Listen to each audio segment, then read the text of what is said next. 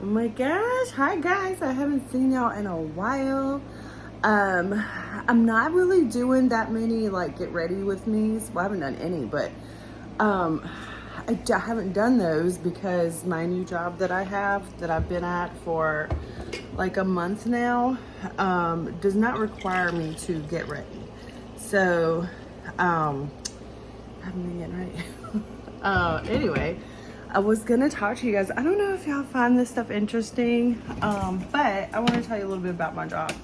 I work for a based on your income apartments in my area, and if you don't know, we are like where I work. They work with like HUD, Section 8, not the voucher where like it's a housing voucher like what my sister-in-law got. If you didn't see that video, but this is like the whole building is like, oh gosh, this is hard. Hold on. The whole building is like Section 8 type of thing. So you have to make, basically what that means is if you want to live there, you can't make over a certain amount of money. Like if you are, single mom and you get TANF, you can live there, that kind of thing. So anyway, it's a crazy job. It's never a dull moment. Every time I go in, I literally feel like I'm singing Mr. Rogers' Beautiful Day in the Neighborhood. Stuff happens in there like every day. There's something crazy that goes on, literally. I can't talk about one thing because I'm actually going to court over it. So when I say crazy, I mean crazy. And I was just thinking about like what it takes, like the things that, so for me, sorry you guys, I'm rambling. For me having ADHD or whatever, and I get bored easily, like really easily. And then once I get bored, it's like torture. And then I'm like, I'm no good anymore to that job. I thrive off of this. Like there's never a dull moment. However, it can be really truly overwhelming. Like when tenants are getting themselves evicted and they don't have anywhere to go and that kind of stuff, because the place that I work for, their whole mission statement is like giving people stable housing. Like they feel like the community is healthier when people have stable housing, which it is definitely.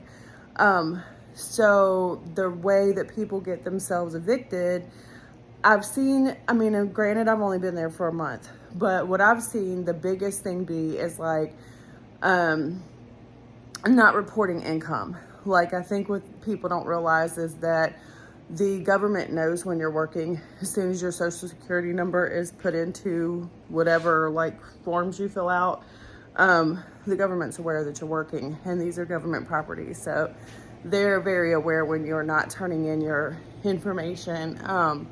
Another thing is like them maybe having people stay in their houses that aren't on the lease. So anyone staying there at those properties, like still have to go through like a screening process. You can't have I don't think you can be a felon in any way.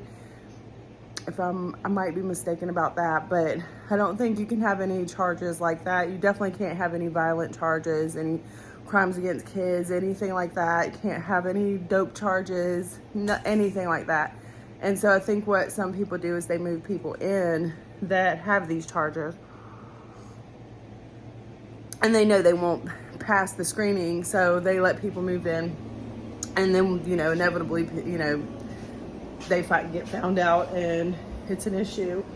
That or housekeeping. Now hoarders, I have learned, like an actual hoarder is a protected class, because it is a mental illness, and it requires basically it requires medical help, medical assistance, and therapy and that kind of stuff. So it's a protected class, but like generally people who are not hoarders, who are just tearing up the apartments, that can get you kicked out too.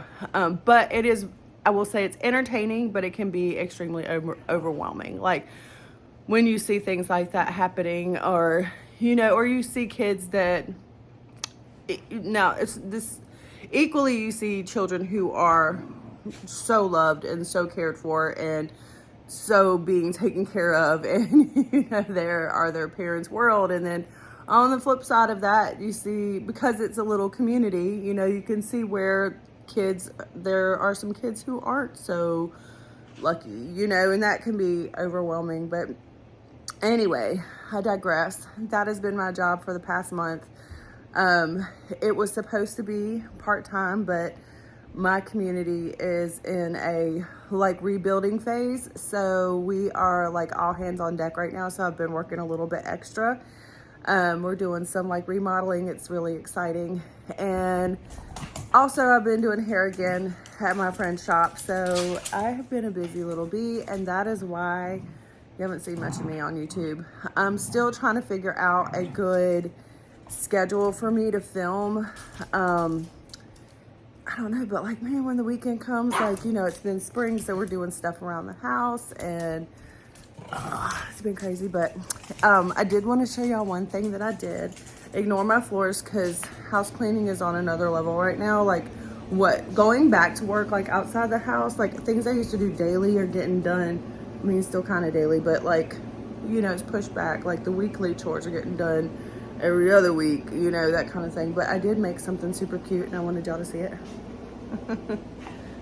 I made myself an island. It's a desk that I put on casters. How cute is that? And I'm gonna put like a little some hooks on that and stuff. So anyway, but I think that's it, guys. I love y'all, and I will try to figure something out so I can come hang out with you guys. All right, bye.